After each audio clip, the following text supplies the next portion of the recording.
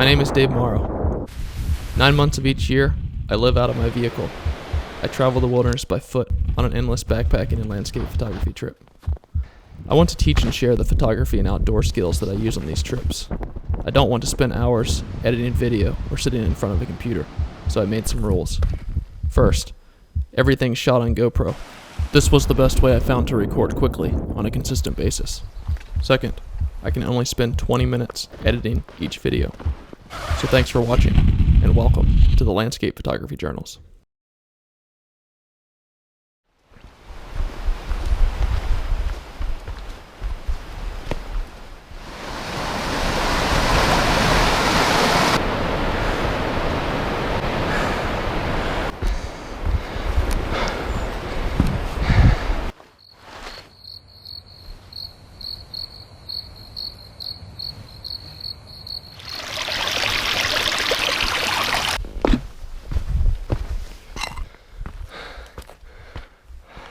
So it is almost 3 o'clock, and I just climbed all the way up here to do some scouting for a shoot tonight. Came from down there, all the way up the valley here. Down there, we camped down there last night. Then we came around that side this morning, which you can't see right now, but down below those peaks. Up onto this saddle, and then our tent is tucked right back behind those hills.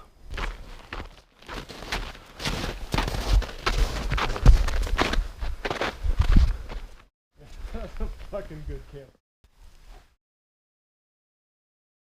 So I just got back to camp from hiking around and scouting out some new locations to shoot sunset.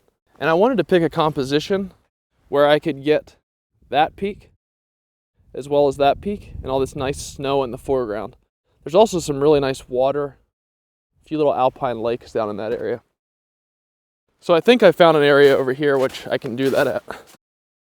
And since this is such a large or wide scene, I should say, I'm gonna have to use a pano.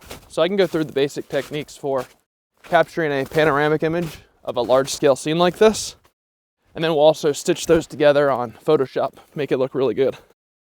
So here's where I put my tripod, right there. So this will be the approximate scene we'll be shooting. Now the reason I came over here early is because sun's setting back in that direction. So all the light's flooding across and hitting the top of these peaks. And I think if I wait any longer, with sunset being in about a half an hour, I'm going to lose all the nice texture and detail of the sun hitting down in this area. So that's why I'm going to shoot a little bit before sunset for this shot. All right, so I have my camera all set up, and my goal here is to have the camera set up so I can just slowly swivel it. So I'll basically capture the left-hand side of the scene in the first shot, then I'll capture the middle of the scene in the second shot, and then the right-hand side of the scene in the third shot. And I can stitch those all together, giving me the view of this entire scene. And the light's starting to get really nice right now. So when I'm doing this, a few tips as far as taking panos and stitching them together. You can always shoot your composition a little bit further zoomed out, so you don't have to zoom into your exact composition. And what that does by zooming out a little bit further, since you have so many megapixels to work with when stitching all 3 or 4 of those images together, you can easily crop them back down in post-processing. So by zooming out further from the scene, just slightly, allows you just a little bit of margin for error if your pano doesn't work out perfectly. So that's the first tip. The second tip, if you can, is to set your tripod up level so you can just swivel the camera and turn it, and it won't be off level. Now, if you don't have time and your tripod's not perfectly level, that's okay. I can show you how to kind of balance and level it out on the fly, which will work as well. So I'm going to spin this around, see the first shot we're shooting here, and I have my live view up. So what I want to do is I want this composition. This is the far left of the scene, and then we're going to move through this scene with 4 different shots to capture all of this over here as well. So when you're shooting these pano shots, what you want to do is you want to look about a third of the way into the scene on the right-hand side or whichever side you're moving the pano towards. And that's about the overlap point. So 1/3 here is we'll put the left-hand side of the next picture in the scene.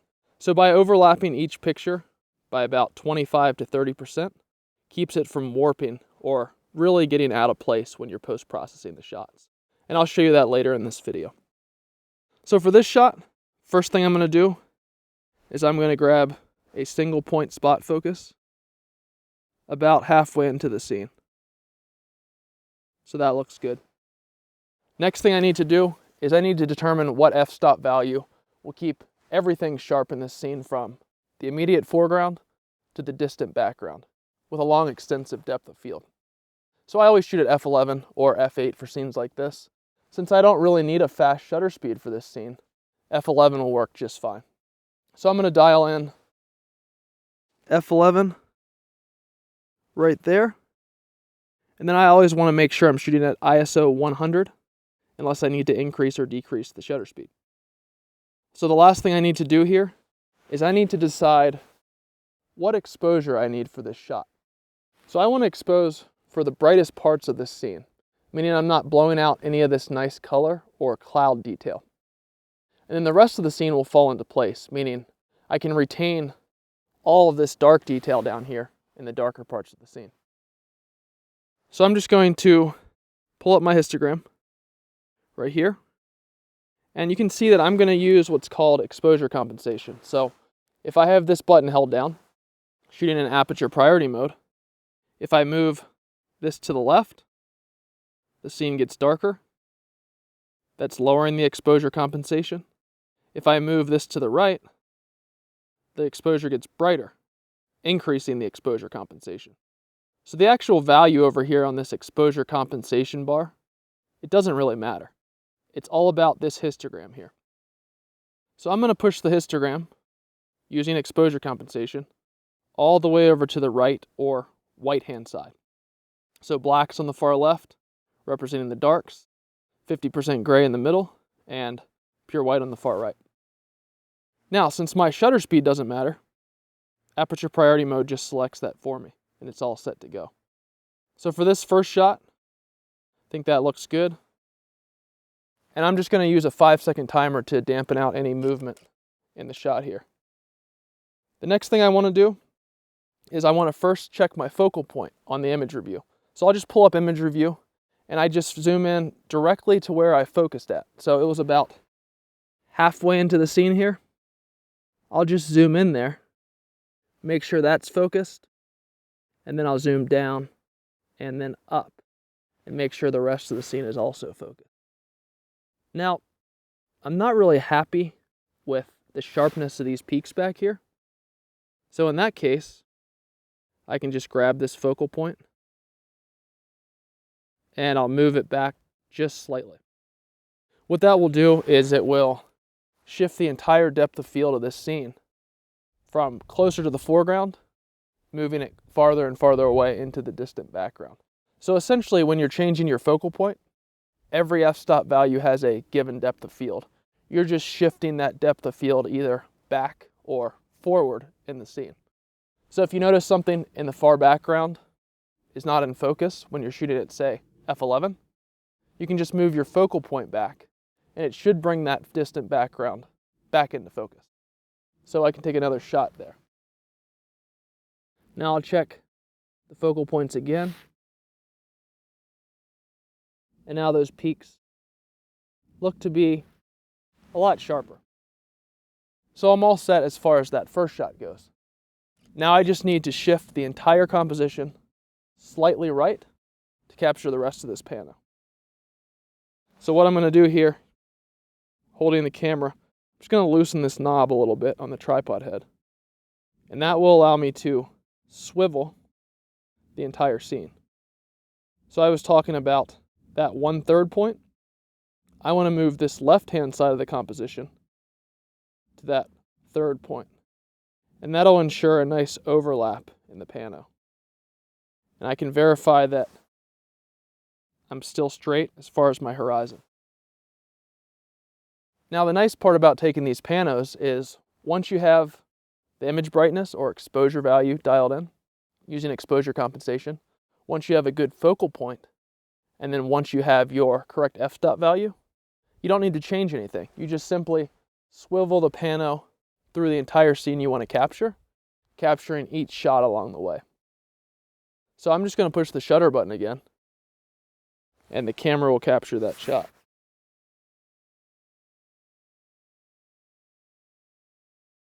And that looks good. I still want to check my focus to make sure it didn't move. Focus looks all right. Good. Last thing I'll do is check my histogram, making sure the RGB, as well as red, green, and blue channels, are not going off the right-hand side. So that looks good. That's the second shot in the pano. Once again, I'll just look 1/3 into this shot here, and then I'll move this side right to that point.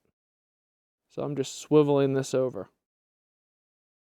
And you can see that my camera became barely out of level there. If you notice that happens, you can just change the leveling of your camera just slightly, just to balance it out. So as I was saying earlier, it doesn't really matter if your tripod's perfectly balanced or not, meaning perfectly perpendicular to the ground. You just need to make sure when you're taking each of these shots that you level or balance the camera out on the fly. And that'll work just as well. So for this last shot, I'll just push the shutter button because all the settings are already dialed in there. Once again, I will look at this shot, check the focal point. Looks good. And then I always check the histograms. Now you can see the red histogram is pushed off the right here, meaning I'm losing detail in the red channel. So to compensate for that, I can just grab my exposure compensation here, and I'll just look at the histogram, slightly darken that shot down.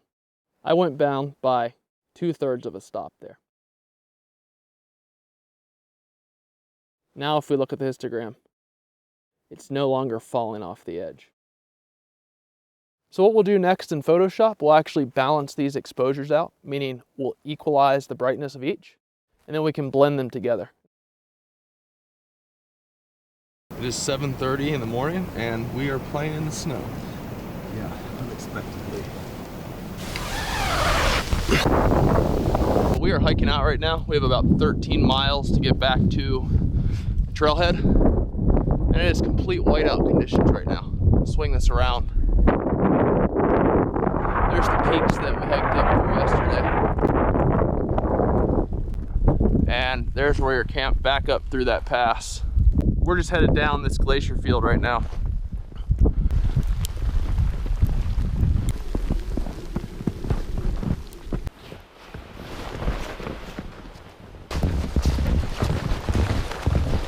So we just got down out of the snow. Been hiking about 12 miles now, probably about 1 mile away from the vehicle. And it's crazy how much it changes from 6 inches of snow to the classic Northwest forest within that little bit of change.